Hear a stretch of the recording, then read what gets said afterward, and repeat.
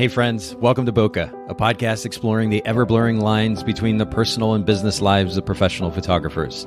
This is your host, Nathan Holritz, and I'm happy that you can join me today in connecting with photographers and entrepreneurs as we discuss photography, business, and, oh yeah, that sometimes messy thing that we call life.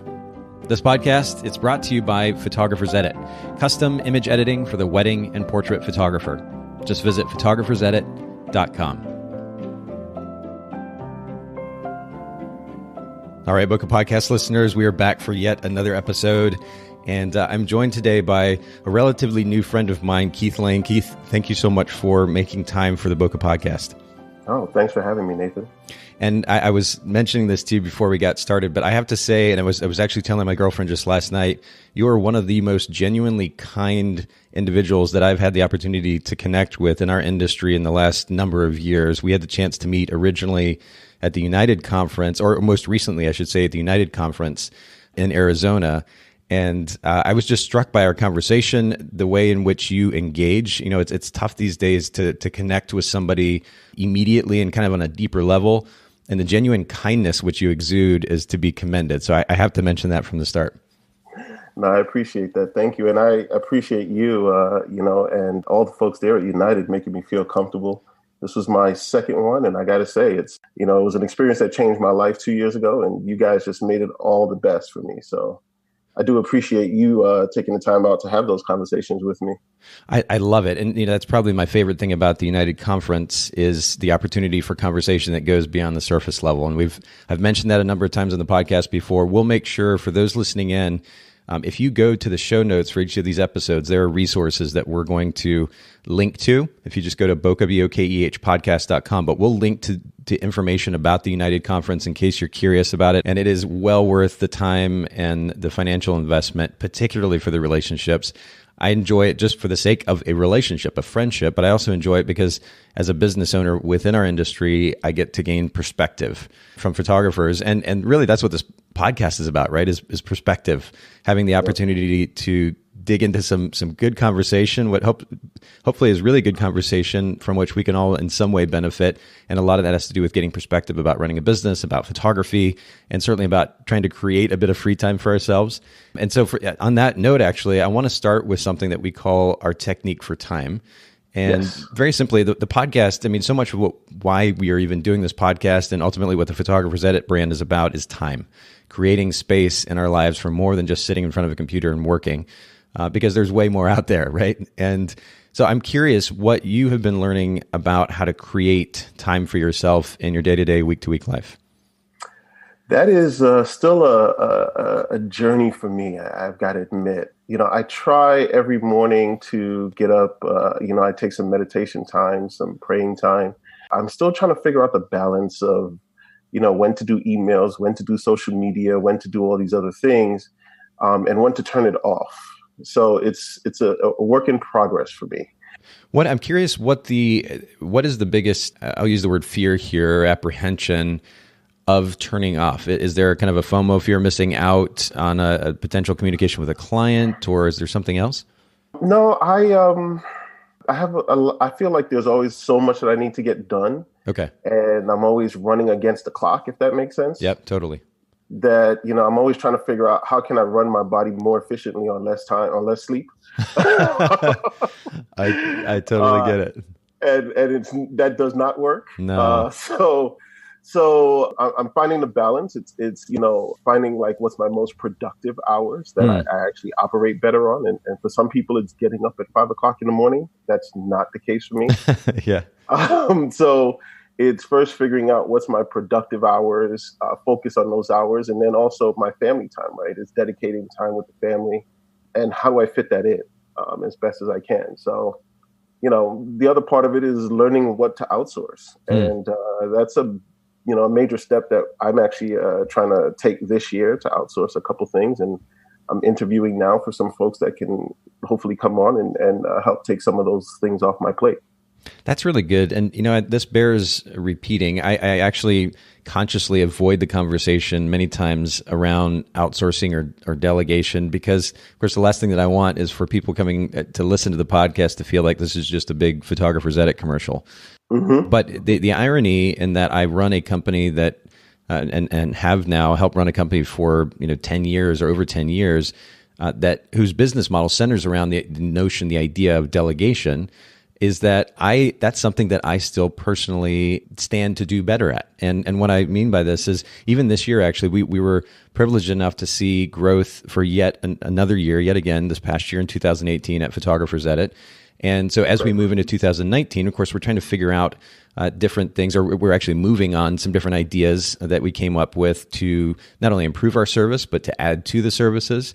And then we see opportunity for business elsewhere. And so there's so many different things to keep up with. And the idea that I have this tendency, which I think a lot of photographers can relate to, which is almost a subconscious behavior trying to maintain control of everything going on, because maybe if I give up control, it's not going to be done just the right way. Or if I give up control, maybe it's going to be seen as though I'm not working hard enough, or whatever weird thought process they're in. That is something that I still have to kind of work through. And so I'm actually actively, in fact, I'm supposed to have a phone call today with one of my team to talk about further delegating some of the work that I've been overseeing so that I can focus even more on growing the company and kind of thinking about the bigger picture ideas associated with that. I think it's so important. And I love that. I mean, we're going to actually get into our kind of our focus and conversation later on in the podcast today is going to be around your first year as a full-time photographer. And so I love that you're thinking about delegation here in the context of a relatively new business. That's huge. And I think that's going to translate to that freedom. It may not be there right this second. It may be overwhelming right now, but I love that you're thinking for the future in that way. Yes, I have to. It's so much to do. I mean, that, as photographers, people just think we just take pictures and edit, but there's so much around marketing, strategy, building, and it's, where I can focus myself on doing stuff like branding and marketing. Someone else that's great at social media, which I know I suck at, if I can bring someone to help me do that, that would be a lifesaver for me. Yeah, it's funny you mentioned the sucking at social media. I'm not personally the best. Fortunately, we have Haley on our team who helps oversee our digital marketing at Photographer's Edit. And I've just even recently kind of been getting back into Instagram stories. Is that something that you do very much? I want to get into it. My heart is there. It's been one of my barriers, right? So it's been one of the things that I said as going full time, I'm going to conquer. Yeah. I'm just trying to figure out the how at this point, right? How do I integrate it into my day where it doesn't feel like it is a chore?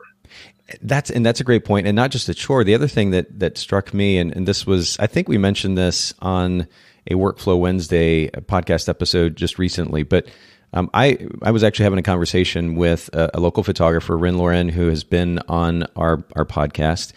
And she was talking about how, and she's incredibly involved within Instagram, and particularly in stories, and books the majority, if not all of her business through Instagram right now. Yes. And so my assumption with someone like that is that they're spending, just hours and hours and hours constantly glued to their phone in Instagram. And she pulled up the little statistics app that, of course, Apple has built into their operating system now that shows how much time you're spending on screen and more specifically in an individual app. And it showed that she's only spending about an average of an hour a day. And yet she's running her whole business, or almost her whole business, through this app. And I thought and it was just wonderful, again, perspective that reminded me of the fact that, okay, I'm certainly striving to have freedom and flexibility in my life. The last thing that I want to do is to have another reason to have to be glued to my phone. And yet you can do that without being kind of overwhelmed and spending too much time on it. I thought it was really interesting perspective. There are some people that are skilled, that have that skill, right? That it comes naturally to them. For me, my problem is I sit and I overthink every single thing before I hit Me too, yeah. And I'm editing a million times over, and it's just like, I look around, it's like it's been 2 hours and I'm looking at the same post. So that's one of the things that I am trying to work at. And I say all the time, like, this is probably my final hurdle God wants me to get over before he starts to bless me with the business of my dreams. So I'm like, I'm going to work at it and make sure I get it done this year. Well, it's interesting you bring up it's this kind of tendency toward a desire for perfection, right? Or some version of perfection. And again, I can 100% relate to that. But I was reminded actually just recently in a conversation with my son, and I alluded to this on a recent podcast episode as well, but my son and I were having just a quick exchange, actually on Instagram in the DMs. I posted something to my story about how kind of hilariously ridiculous this world record Instagram post that recently came up of an egg. Have you heard about this? Yes. Okay. I did hear about the egg. Yeah. Yeah. So it's hilarious, but and a little bit disconcerting because my commentary basically on stories was, this is what like our 2019 culture, like this is where we're at, is that we're going to spend as much time as we did liking that picture of an egg, whatever it is now, it's like 40 million times or over 40 million times. Crazy. That just kind of seems insane to me. But I'll kind of shorten this story. The summation of my son's response to me was basically we're not taking, a lot of people, I guess people my age, for example, I'm almost 40. I look at this and I think it's just hilarious and kind of ridiculous that somebody would spend so much time doing this. And he's like, you know what? It's not that serious. Like we're not taking that seriously. Yeah. It's just entertaining. It's amusing. And the idea that type of entertainment behavior is a reflection on a deeper level of where our society is at in 2019 is kind of a misnomer. And that's not exactly how he worded it, but that's kind of what he was suggesting through that. And I thought it was a good reminder. And why I thought that was important is because, again, with my tendency to trying to make sure that everything is just so when I put it out there, understanding that, we don't have to take this too seriously. What it really is about is just sharing us, our life, maybe our brand, and doing so authentically, organically. And in that process, we don't have to make it just right. So I'll leave it at that. It's kind of a loaded conversation, and it's something that I have to continue to work on as well. I love that we're kind of sharing in that, but it's a good point of conversation for sure. You mentioned something earlier, though, that caught my attention. You said meditation. This is a topic that has come up on the podcast a number of times, and I find it fascinating. I've certainly found benefit from it, but I'm curious if you don't mind sharing, because at this point in the conversation, I normally like to ask about a technique, something that you do in your life to help you be more present, more centered, more focused. Is meditation that, and what does it look like for you? Yeah, so not traditional meditation by no means, but I do try and spend a few minutes just, quiet still. My brain is always moving probably 300 miles an hour faster than it should be. And sometimes I have found as of late that by just sitting still sometimes doing nothing, ideas come to me. They come, and, it's sometimes I say it all the time. I think, the shower for me is one of those places where just the steam, the relaxation, getting into, just letting the thoughts just flow. Yes. I come up with some of the greatest ideas in there, and my wife will come in and go to take a shower, and there's like writings all over the wall. That's awesome. I'm jotting things down as they're coming to me, like, "Oh wow, that's why didn't I think of that earlier?" And it's just that's cool because I'm just taking those few minutes. I have nothing to do, and I'm just I'm showering, but the relaxation of the steam, and it's gotten me to thinking, maybe even going to the gym and doing some steam baths or something like that. Those steam, the steam rooms. Steam rooms, or even a sauna. Yeah, absolutely. Yeah, spending some time in there just to close your eyes and just to kind of let those thoughts flow I found that to be so far very inspiring. Like, wow, for some reason by not doing anything, I'm actually getting more accomplished. It's kind of weird. It does seem counterintuitive, but I find this so fascinating, and we've begun discussing this a little bit more in the podcast as of late. But I think the very idea of sitting or standing in the shower or whatever the environment might be, and giving time and space for just free flowing thought, it can be incredibly productive, because our tendency is, as you pointed out, Keith, to just go 100 miles an hour all the time. And we're not actually giving ourselves the opportunity to, first of all, process what we've even been dealing with or what we've been learning or listening to, or the situations we've been addressing with our business, with our clients. And of course, those interactions with our family and our friends. There's so much going on, and we're just going, and there's no real time for our brain to take a deep breath and sit in all of that and take it in and organize it and make sense of it and categorize it. And I think that idea of meditation, so much of the benefit of meditation or having that quiet time is that we give our mind space for that. And once it begins to organize, then it gives us the opportunity to be able to make some sense of that and do something with it, and potentially even have more free mental space to begin coming up with new ideas as well. So I think this is a really wonderful reminder. And again, for all those of you listening in, meditation doesn't, as Keith pointed out, doesn't have to look like so-called traditional meditation. It really can look a variety of ways. So much of what it's about is just being still, being quiet. And, I think a lot of people have a hard time, and I've certainly struggled with this. There are times in our lives when we're struggling with something, and being quiet means that we have to face that, and that can be uncomfortable. Yes.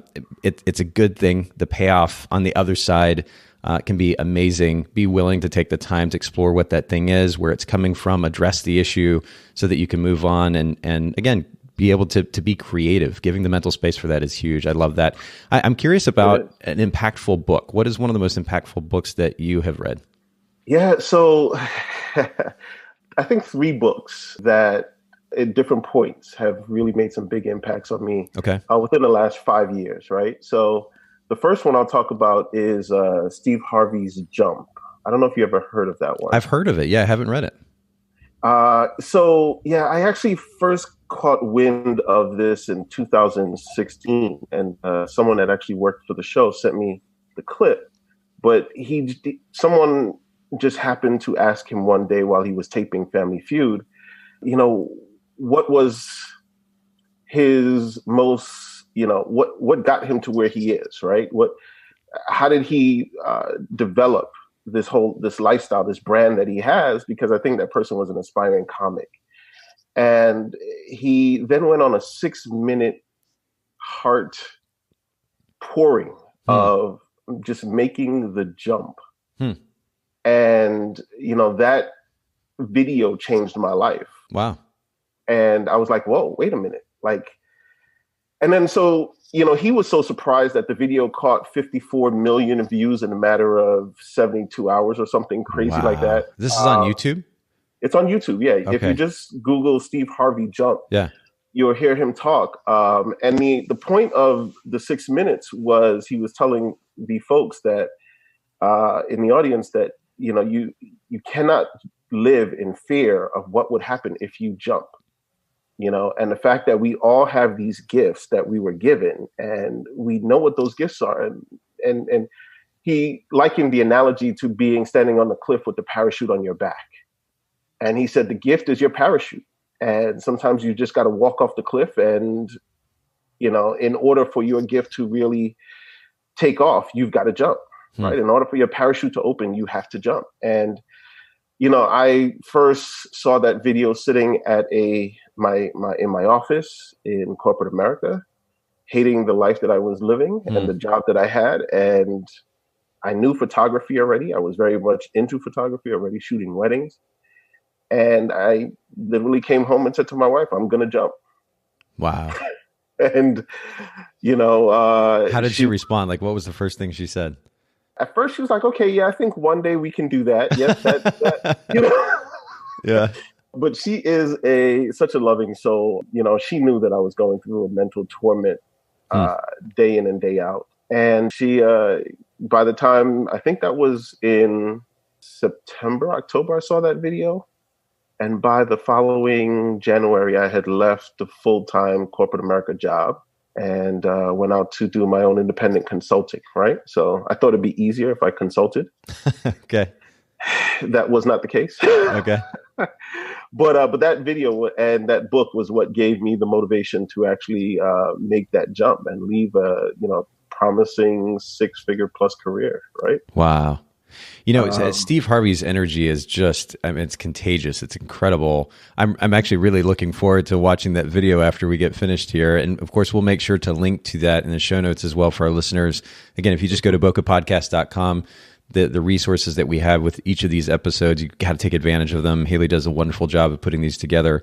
But it reminds me of the opportunities that I've had to go skydiving. I've gone a couple of times now. Have you ever been before, Keith? No. It is a nerve-wracking idea for sure. And, we could go so many different directions just with that conversation. But there is an interesting analogy and a relevant analogy here when it comes to this idea of jumping. I think, and I've certainly been guilty of it, there is a tendency that we have to overthink things ahead of whatever move that we're going to make, a task that we're going to accomplish, a conversation that we're going to have, a change that we're going to make in our business.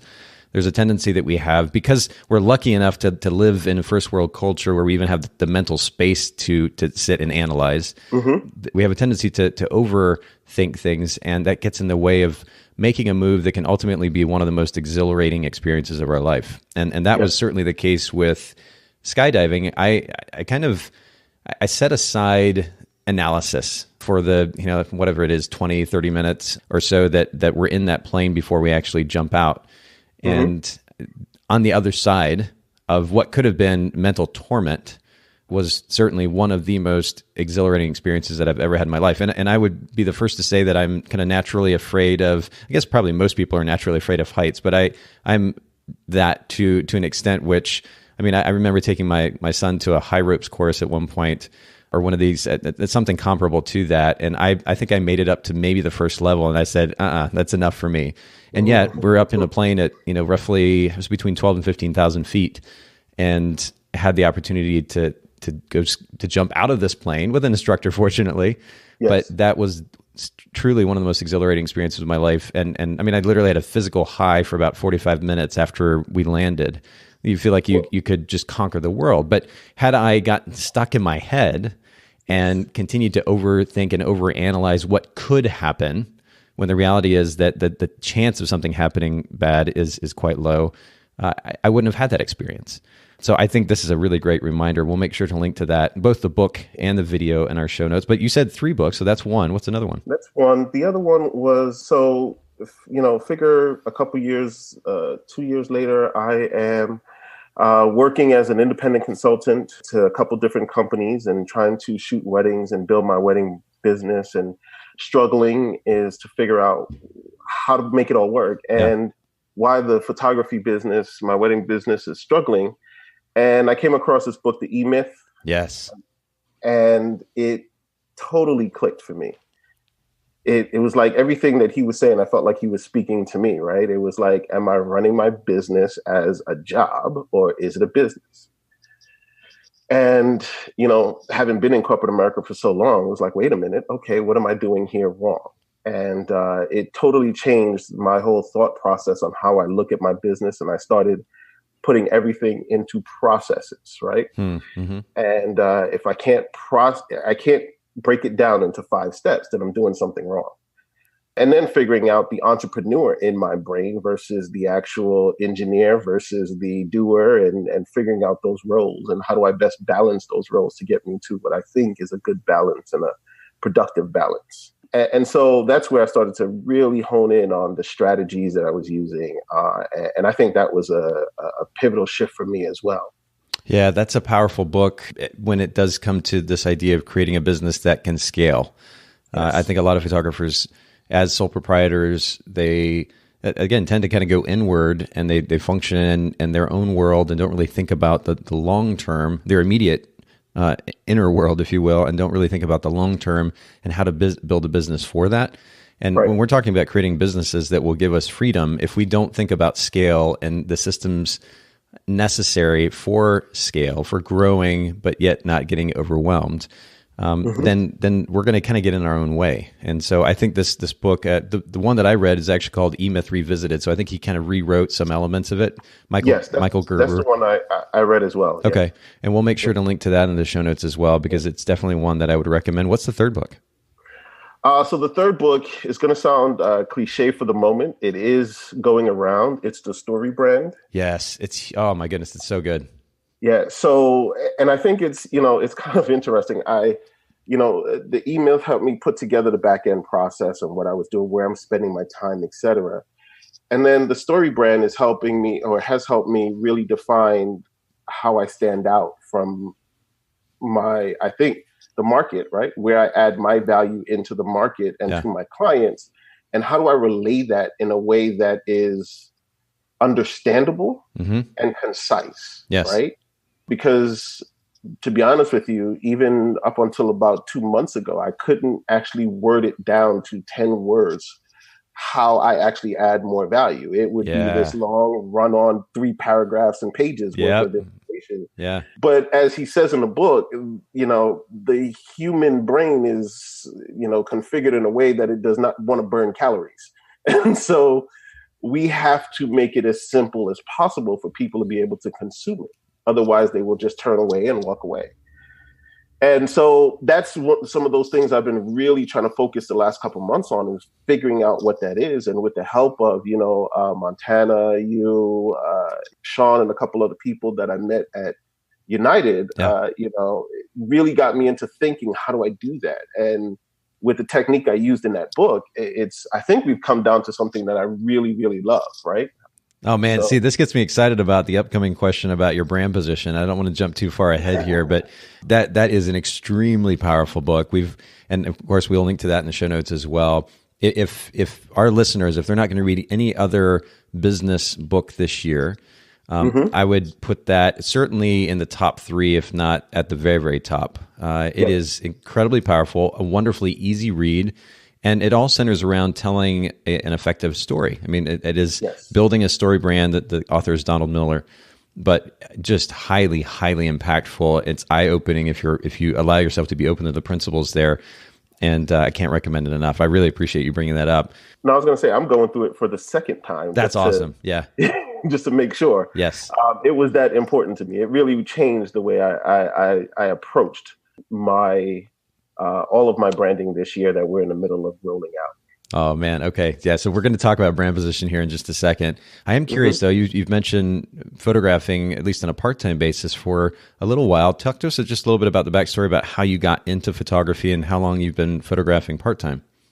Yeah. So I'm going to try and make a long story short. Okay. I actually got into photography. I moved to the Philadelphia area. It's got to be 2006, and got into photography not too long after that, because I was here working from home at the time as a consultant in IT. And I was like, I need something to do. I'm bored. And so my wife suggested, hey, why don't you pick up photography? She was like, you actually do love taking pictures. And it was great that she noticed that, because I never mentioned it to anybody, but I did love taking pictures.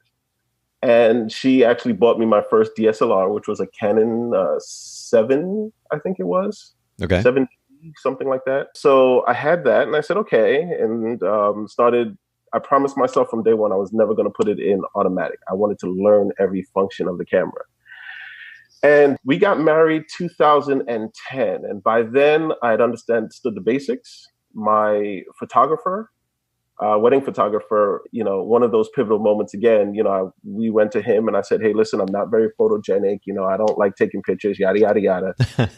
And I'm probably going to be your worst client ever. Yeah. The first picture he took of me, he showed it to me and I was like, whoa, how did you do that? Right. And that was where he actually kind of brought me into, okay, now you understand the mechanics of your camera. Yeah. Let me show you the power of what a picture can really do. Wow.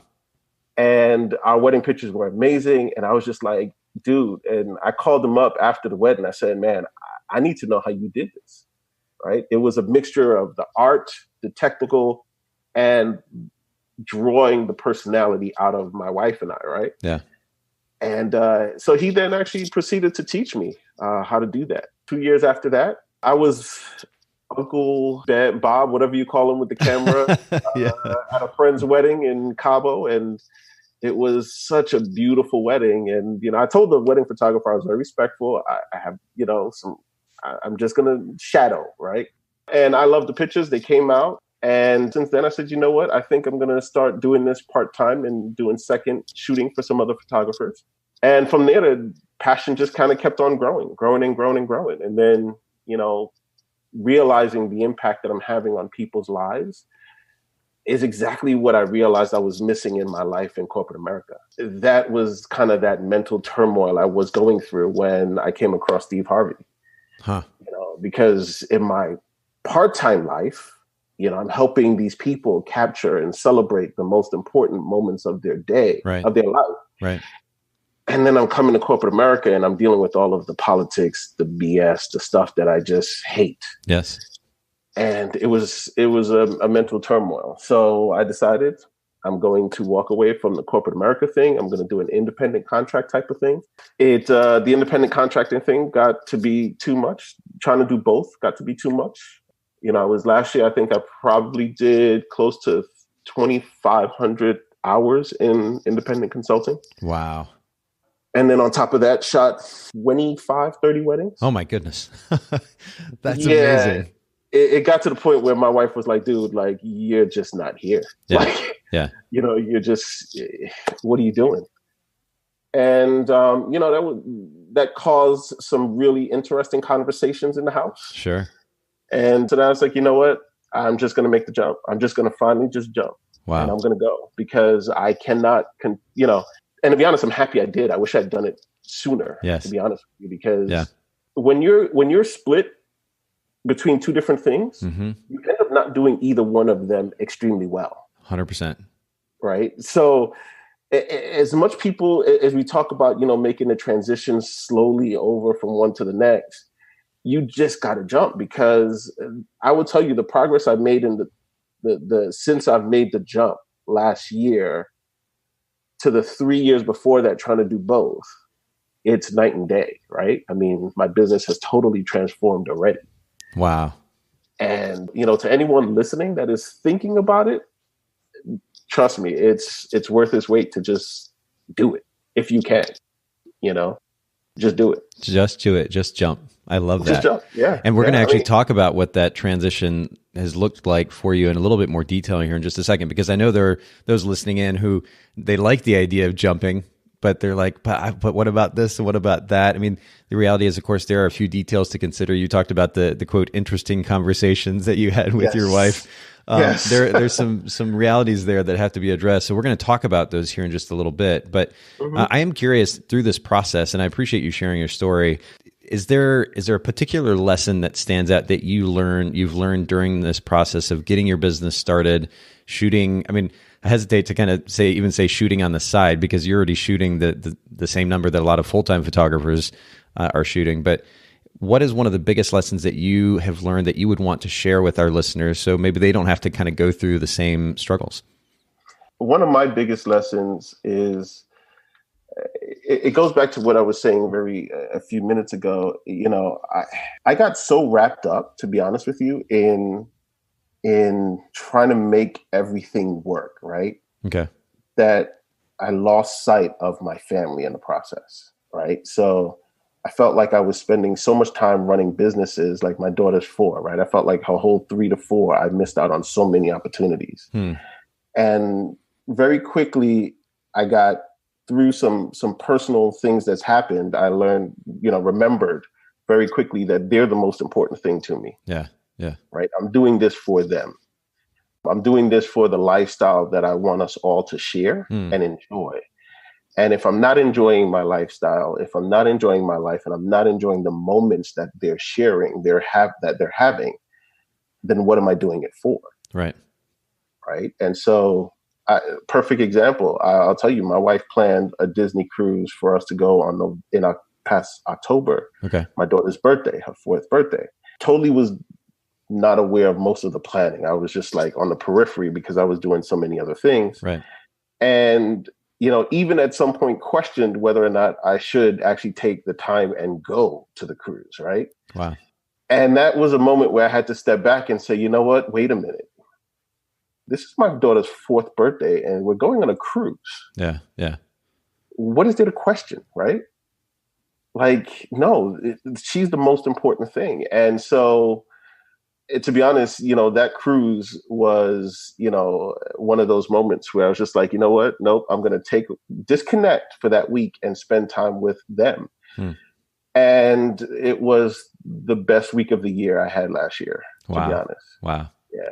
Yeah, it absolutely was. And then coming back off of that cruise, United was the following week. Oh, wow. I mean, it totally realigned me back to what I was doing this for. That's cool. Yeah.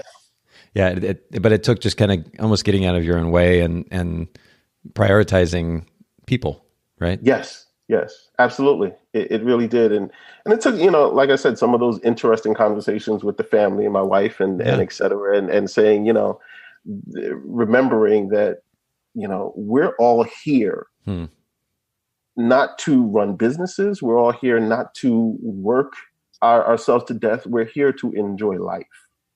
And whatever that enjoyment means to you is what you should focus on. Well, as much respect as I have for you, Keith, I'm so interested in meeting your wife. I hope I have the chance to do this at some point because she seems like a really interesting person. I'd love to see who plays opposite Keith Layne, but I also am so impressed with and have so much respect for the way that she obviously wants to support you.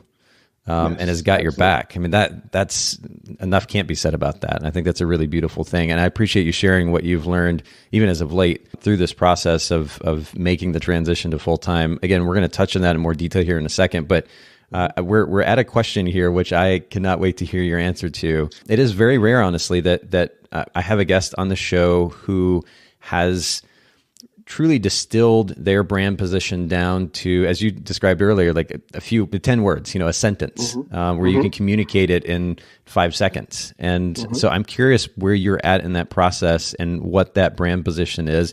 And, just for a little context for those who are listening in who may still be a little bit confused about this idea of a brand position, what I sent in the notes to Keith and what I send to our guests now as they're coming on, just to give it a little context to the question of brand position, is what is the unique value proposition that your business brings to your market that truly sets it apart from other photography businesses in that market? So there are different ways that you might be able to define the concept of a brand position. That's how I've defined it here. And I'm curious what your take is, Keith. Yeah. So through a lot of thinking, talking, and, kind of laying things out, what I've come to is, I do 3 things.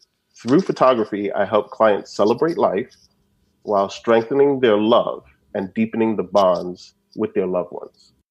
What that means for me is each one of those have specific meaning to our brand, right? Celebrating life is, by capturing these moments in people's lives, their weddings, their birthdays, their anniversaries, their celebrations. We're celebrating the moment, but we're allowing them to celebrate that moment forever. Yeah. Right? So it's not a one-time celebration. We are creating artifacts that help people celebrate these moments forever, which is important to me because, looking back on my family's life, I don't have a lot of pictures to look back on. My father passed away when I was 12. I think I only have one picture of him and I together when I was like 7, right? Wow. So, some 28 years later, I'm still kind of trying to remember a lot of things that, we just didn't document well. So for me, it's important that folks understand that that's what they're doing. They're not only celebrating that moment at the time that it's happening, but we're giving them the opportunity or guiding them through the opportunity to celebrate that moment forever. The second part is strengthening their love. So everything I try to do, I try to go through that, take my clients through an emotional journey within themselves and within, the loved ones around them, so that they're strengthening their love and they're deepening those bonds with those folks. So, even on an engagement shoot, we try to go through how they feel about each other and kind of get down to that emotional level, because that resonates in the picture and it also resonates amongst each other. Even my initial consults is I try to take them through that emotional journey to say, what are you really looking for out of your emotionally out of your pictures? How do we tap into that? And that's important to me because, that's, again, I think some of the things that I wish that we had done a lot more of, when I was younger, as a family. And I'm trying to do that now with even my own family, right? To make sure that we are taking these moments and enjoying these moments and deepening our relationship every chance we get, whether it be through, like the birthday party that we did on a cruise, make sure we photograph that and went through an experience there, or it's just my wife and I doing something, hiring a photographer and doing family formals, once a year, I try to make sure we do that and we document it so my daughter can go back and say, wow, my parents really loved me and look at all these things that they did. My parents really loved each other, because I can see that in that picture 20 years later. There's an interesting, I was actually taking notes as you were communicating your brand position statement to me. And honestly, this seems even more like, to me, a mission statement, because you're talking about the bigger why behind what you're doing. And it's really powerful that way. And I love the way that it breaks down the idea of celebrating life, this focus on strengthening relationships. And I think, aside from giving you a deeper underlying meaning that drives what you do, that creates a certain level of motivation, because it's these ideas are way bigger than just yourself. You have the opportunity to be able to serve others through helping them celebrate life and encouraging their relationships. Honestly, on a practical side as well, from a marketing standpoint, it's interesting to think about how you could play on these ideas of celebrating life and strengthening relationships, whether it's the copy on your website or even gifts that you can give to your clients that play on these ideas. I think it's a really interesting approach to doing business to have this kind of a mission statement that drives everything that you do. It's really, really powerful. And I commend you for that. I commend you too for the simplicity and brevity of the statement. Like you said, it's not paragraphs and paragraphs worth of information that we have to sort through to try to make sense of. It is extremely straightforward. And I really love that. How do you effectively communicate that to your clients? So if they're saying, why should I hire Keith Layne as a wedding photographer?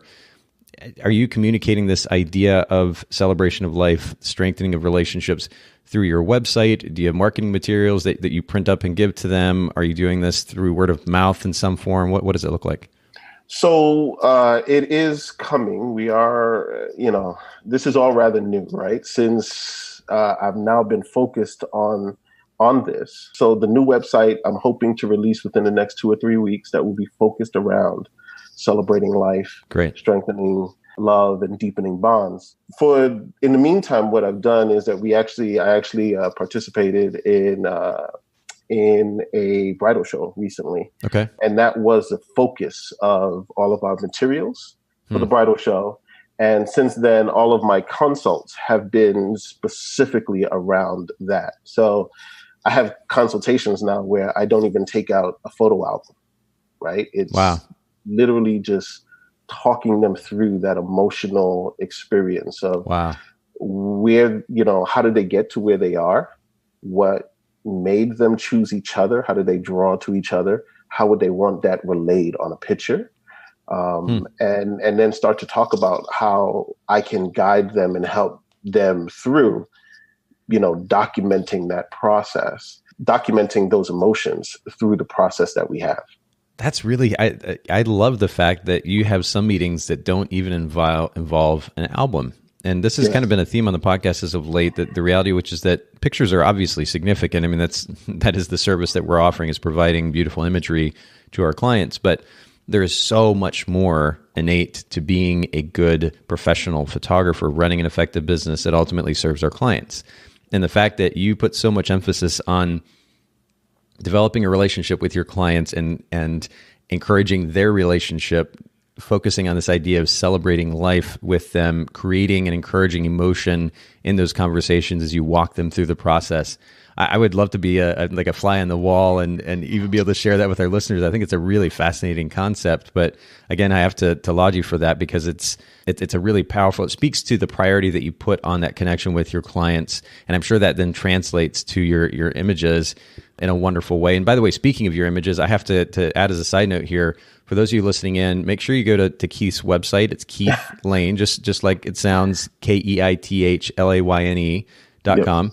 And then Instagram is Keith Layne Photography. And we'll link to those in the show notes as well. Thank you. And Keith, I know that you said you've got a new website coming out here in the next 2 or 3 weeks. So probably by the time this episode goes out, that fresh website will be up, and everybody's going to be able to pour over this new branding that you've been developing, which is really, really cool. Yep, I'm hoping so. I've been working pretty hard on it in the background, because I think it's important that folks really understand where I recognize that I'm not for everyone, and it takes a little while to kind of get okay with that. When you hear the no's. Sure. But I want people to understand from the moment they hit my website, my Instagram, my social media, what this is about for me, right? And in order for me to, I think, best serve them, they have to understand where I'm at and where I want to serve them, or how I want to serve them.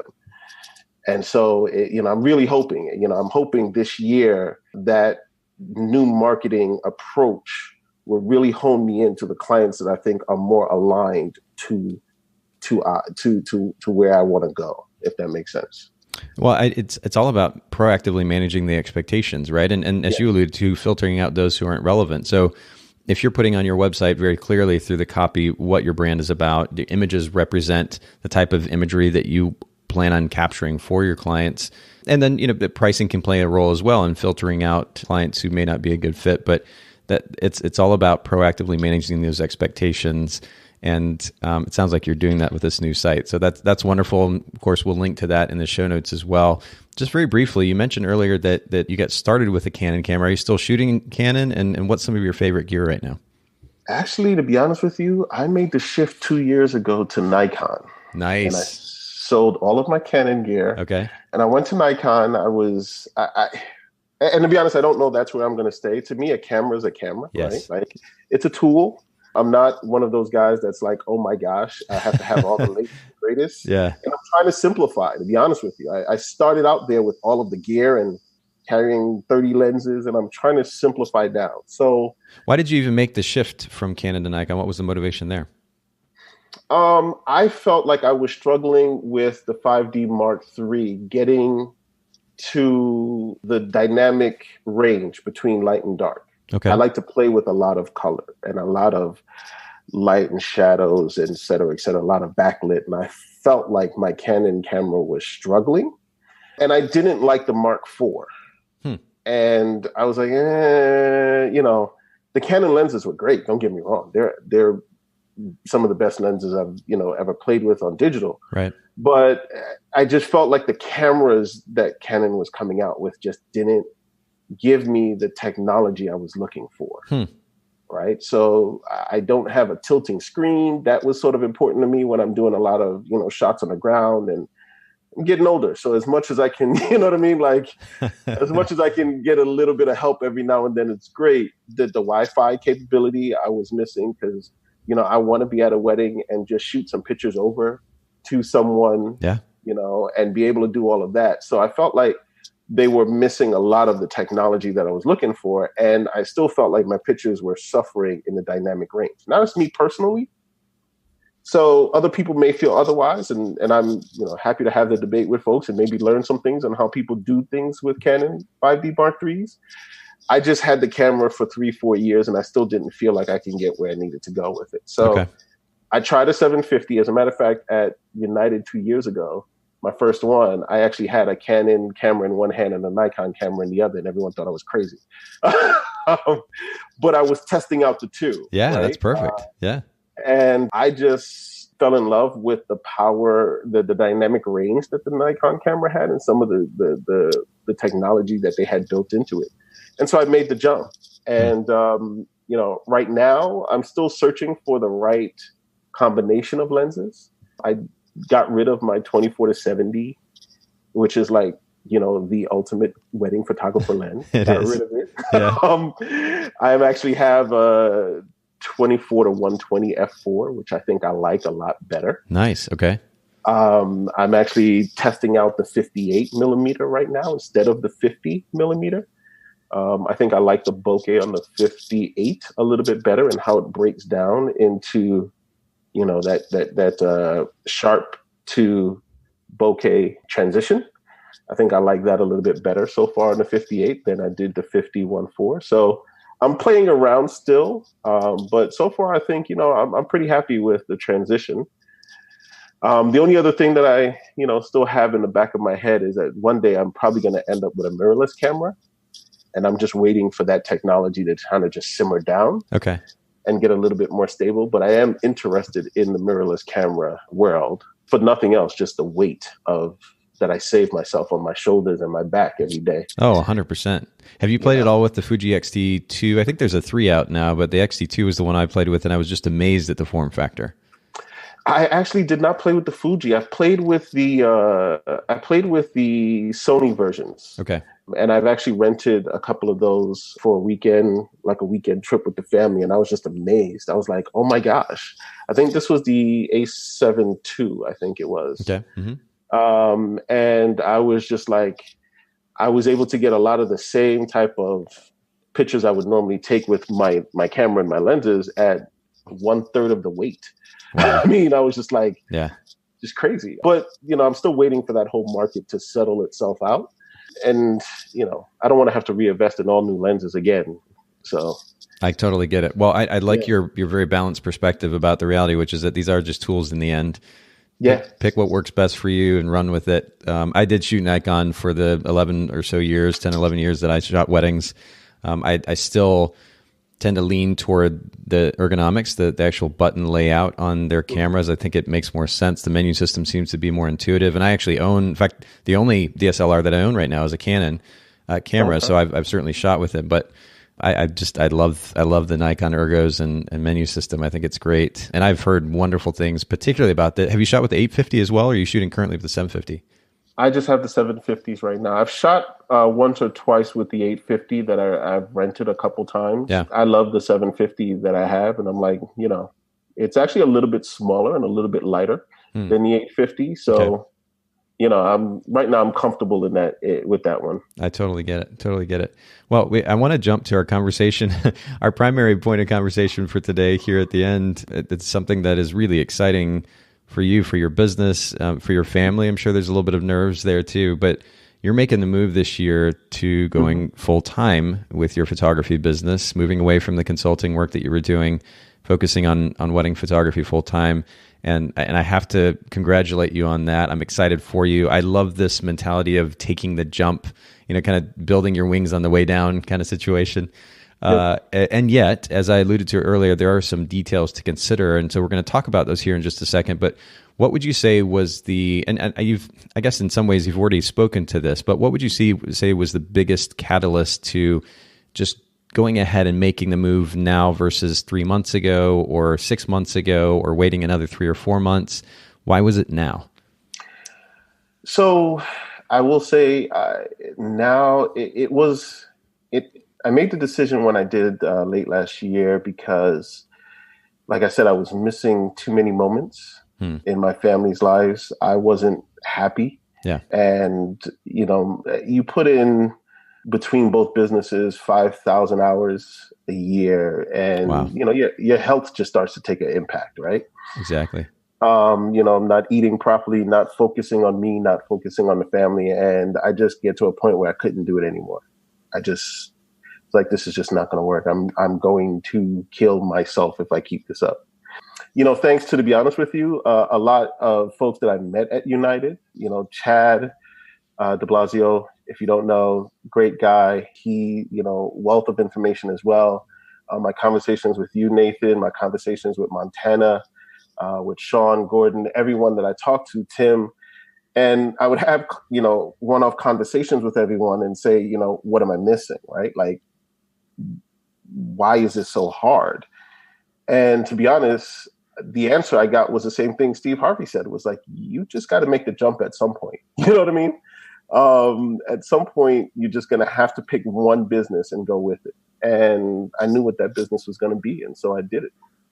That's great. And I'm also really excited to hear the names that you just mentioned, because first of all, I've known Chad. Chad and I, it feels like we go way back.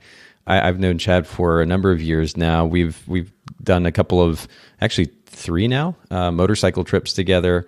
Chad de Blasio actually has actually been on the Bokeh Podcast early on in the Bokeh Podcast. We had Chad on, and Montana. I want to get Montana Dennis on as well. Montana is an extremely talented photographer. You awesome mentioned guy. Tim. I'm assuming you meant Tim Hussey. Yes, Tim Hussey. Yep. Yeah, yep. Tim has been on the podcast as well, and Sean Gordon from Kiss Books has been on with us a couple of times. Actually, at least 3 times now, I think. So. These are some people that I can speak highly of as well, talented individuals and good people as well. And I love that. Can I just give you one quick example? Yeah, for sure, please. We talked earlier about processes and figuring out where you're spending your time. Yeah. And one of the things I looked at was I used to spend 5 hours at least designing an album for a client. And in conversations with Sean, I said, I'm spending all of these hours. How do I do this better, right? How do I get this down? And he said, well, why don't you outsource it? And I said, well, like it's another, and so we started talking, come to find out he actually offers a service, right? Where they will help you design your album.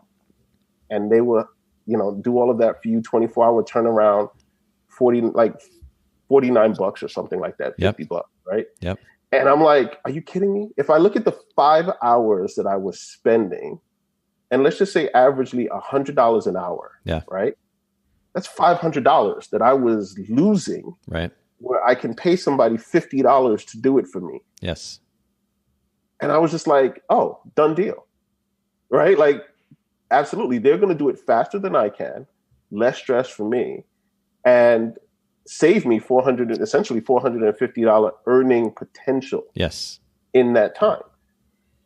And I love that you're thinking about these things, because many, if not most, photographers don't think that way. They realize that their business, that numbers are a part of their business. They don't, I guess, give acknowledgement or enough acknowledgement to the significance that numbers play, the role that numbers play in their business, and particularly how that relates to time, because ultimately our time should have value. An hour should mean a particular amount if we're going to make intelligent decisions about how we're spending our time and what we do outsource or what we do delegate. We tried to run a marketing campaign a number of years ago around this idea, or it became an element of our marketing efforts at Photographers Edit, sharing the amount of time that can be saved. And then, of course, ultimately, you can take that time that you save, the money that you save, especially if you're worth, Keith, as you were describing, $100 an hour.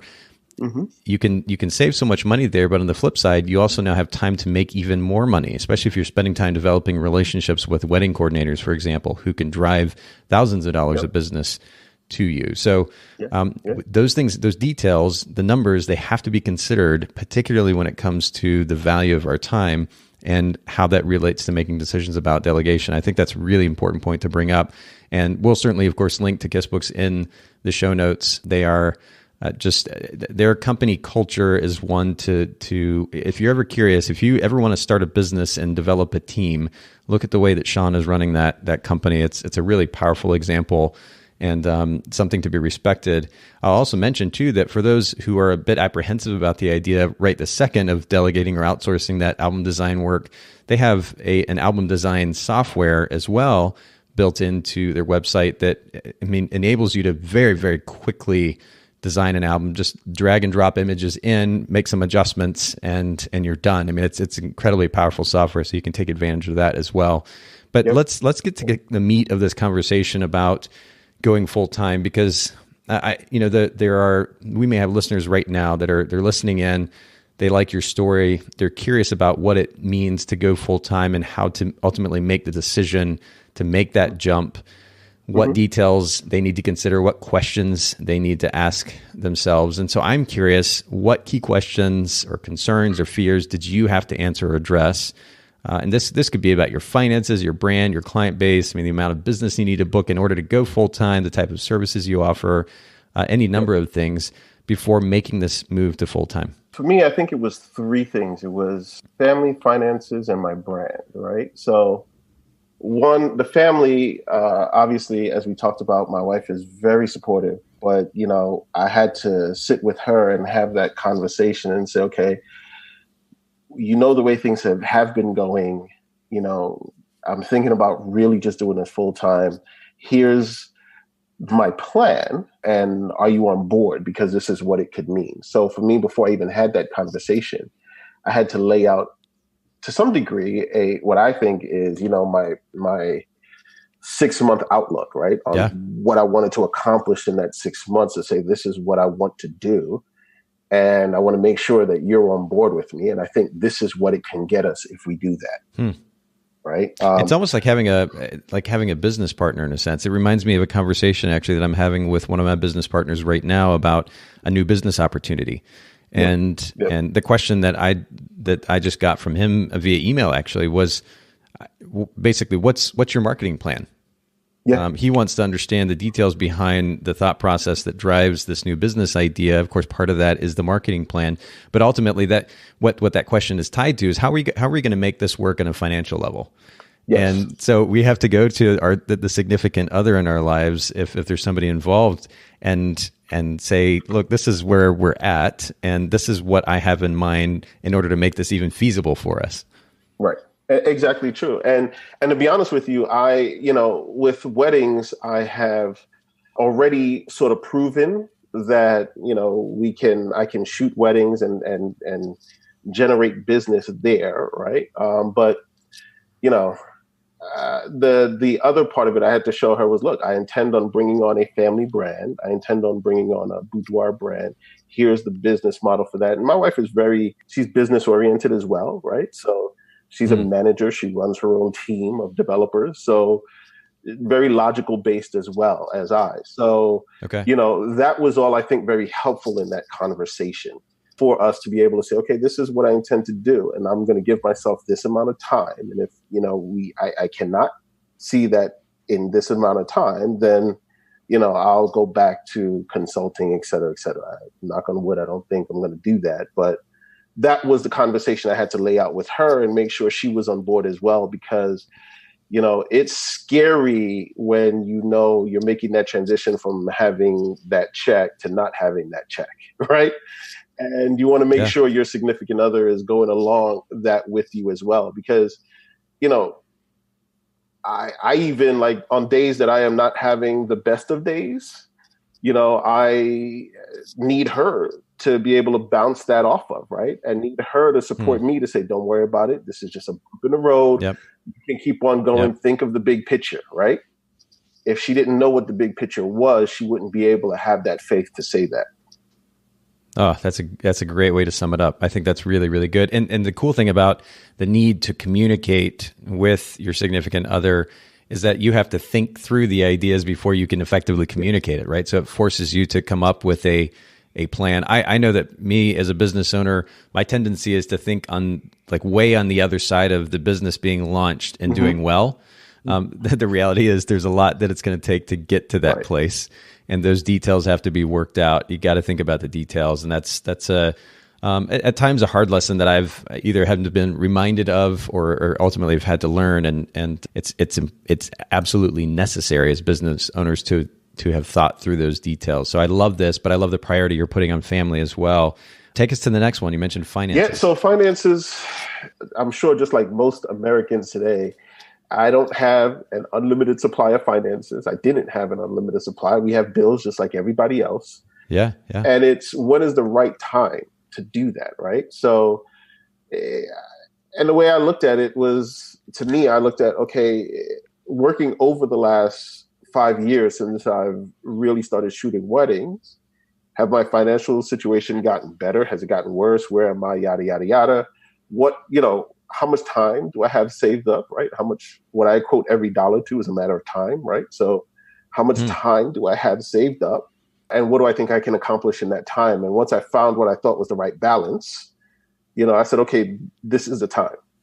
This is the moment now, because I am able to, what I think, balance how much I have saved up versus what I want to get accomplished in the next 6 months, right? So it's a tough conversation, I think, and a tough thing for everyone, because we're all nervous about, oh my gosh, what happens if I can't pay my bills next month, right? But, the way at the end of the day, to be honest with you, I did the best I can to put the analytics behind it. And then at some point, I just have to have faith and say, you know what? If this is what God wants, he is going to open the door. He's going to, make it happen for me and allow me to make this transition. So it's a two-pronged approach for me. I did the math behind the scenes, and then I just have faith that, it'll all work out. When you talk about money and how that relates to time and savings, do you mean that I have X amount in the bank and that would enable me to live on that amount for a certain amount of time, or is there a different perspective you're alluding to? Well, no, it's looking at what my monthly bills are, monthly expenses of running my business, my bills, et cetera, my family, what we want to accomplish over the next, 3 to 5 months, putting a plan together and saying, okay, what is that number, right? And then based on that, how much of that do I have available? And then making the move from there until you get to the point, you got to get to a point where both of those numbers are aligned, right? And that's the way I looked at it. I had to get to a point where both of those numbers were aligned and then say, okay, now I know I've got a nest egg of however much that I need, however many months. And now looking at the business plan, what do I think I'm going to accomplish in that time to say, okay, is that going to be enough time for me to get what I want to get done? So for example, if my next egg would only give me 3 months, but my business plan says it's going to take me 6 months, then I'm not aligned. Got it. Okay. That makes sense. And I like the practicality of that as well, especially for somebody who's just getting started and they're like, when do I make that jump? I need to, and again, I have to commend you because the attention to detail when it comes to the numbers and the awareness. I mean, in all reality, it's actually a pretty simple thing. And we've talked about this in the podcast before. It's, hey, look, I need to make a certain amount of money in order to pay my bills, put a little bit of money in the bank, and ideally be able to take some time with my family, to go on an adventure, travel. If nothing else, at least just take some time away from business. How much money is that? Let's break that down over 12 months, and let's break it down maybe even further, 4 weeks each month. And how much do I need to bring in each of those weeks? And how much do I need to bring in each month in order to get to that total amount? You're breaking all of this down so you know that you've got X amount in the bank, and that your business plan is going to get you to where you want to be financially in a certain amount of time, and that those times have to align. I love the simple practicality of that, and it's very proactive and aware, and I think we can all take a cue from that. I've said this many times before, but one of the biggest issues that I had as a photographer early on, and actually for quite some time anyway, was the poor or the lack of proactive management of my finances. It was just not a strength of mine, and I paid for that. I like that you're starting off with this. That's powerful, and I think it's a wonderful example for our listeners. The third component that you mentioned was brand. Share just a little bit about that, if you don't mind. Yeah, so when I left my full-time job, I remember one of my coworkers asked me, she said, there's 1 million photographers out there. How are you any different? And I remember saying to her, I don't know the answer to that just yet, but I know I'm not going to find it sitting here. And so I mentioned that because even, like I said, the last couple of months just being home has, considerably changed my whole business and my brand. And I knew that was a process I had to go through, right? It was, I have to figure out my brand and how do I relay me into my business? And I couldn't do that while I was working full-time or consulting and trying to do a business, run my photography business and build my business. And taking away, and, that was part of the business plan I provided my wife, was that I had to step back, focus on this, put myself into this, and figure out what my brand was going to be as my first step. And so everything that we talked about today is a culmination of me just finishing that first part and understanding my brand, my mission statement, my how, my why, and then figure out how to relay that and infuse that into everything that I do going forward. I think, and the significance of this, again, is something that we talk about quite a bit on the podcast. And again, it bears repeating, because if we're going to create a business that enables freedom, that enables flexibility, we need to establish a structure that drives our behavior, the way that we spend our time. And without a clear direction as to where we are going with our business, it's going to be easy to just spend our time on any and all kinds of things. It's this haphazard existence that I think a lot of photographers are probably pretty familiar with. The moment that you clearly establish the mission of your company, why you are doing that thing, that will enable you then to effectively establish a business model that can support the finances and the family elements that you're talking about. And it really, it kind of helps pull it all together in a really powerful way. And I think that way more photographers need to consider the reality of, or the significance, of this brand position and the mission statement and how that can drive the way we spend our time so that ultimately we can have time. Otherwise, we're going to be kind of grasping at straws. It is absolutely true. It is. I mean, I look at the brands that I like to put my money behind, right? And they're all brands with defined missions in helping me and guide me through whatever the situation is. Amazon, I'm a big believer in Amazon. And, you know, what they have done is made my life easier to do what I hate to do most, which is shopping. Right. Yes. And they've figured out a way to make it easy for me to do the thing I hate to do the most. Yeah, I think I heard Gary Vaynerchuk say that they sell time. That's actually what they sell. Yeah.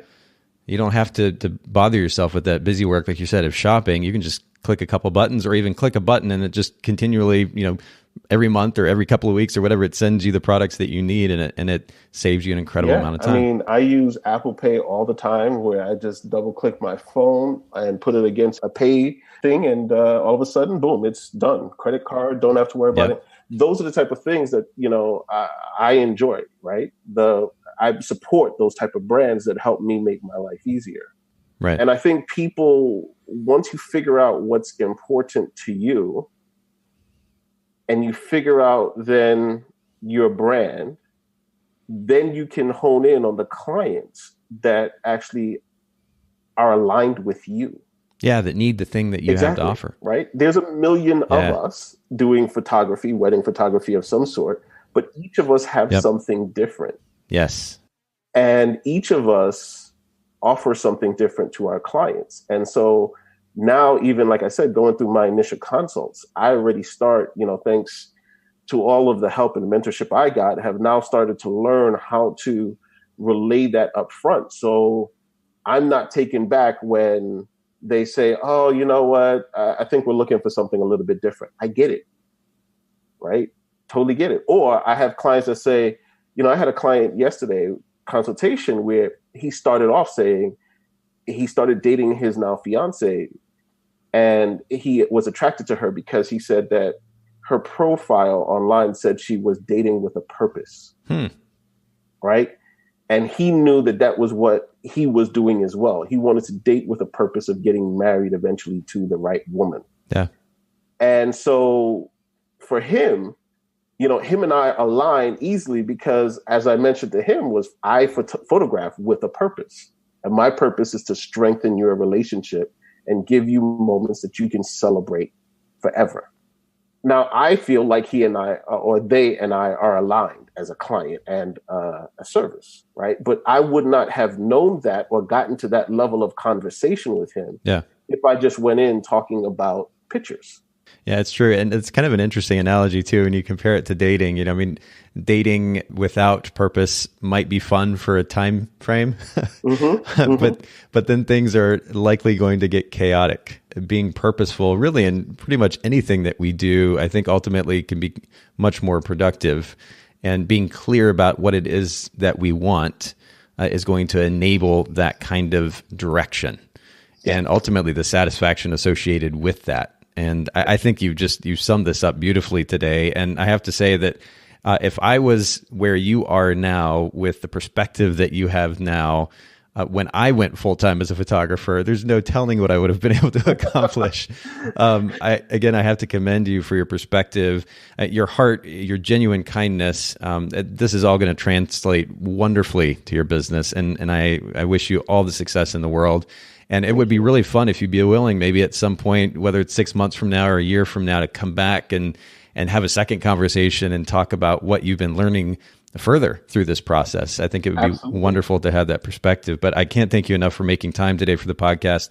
I know we went just a little bit long. I appreciate your patience, and I appreciate all those who are listening in for listening in. And don't hesitate to reach out to Keith and encourage him along the way, especially as he's jumping now. And I love that. I love that analogy, but I love the reality of that behavior too. And I think it's a wonderful thing.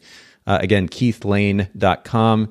And then Keith Layne Photography on Instagram. We'll make sure to link to both of those in the show notes. But thank you again, Keith, for spending time with us today. Thank you for having me, Nathan. Really appreciate it. Thanks so much for listening to the Bokeh Podcast today.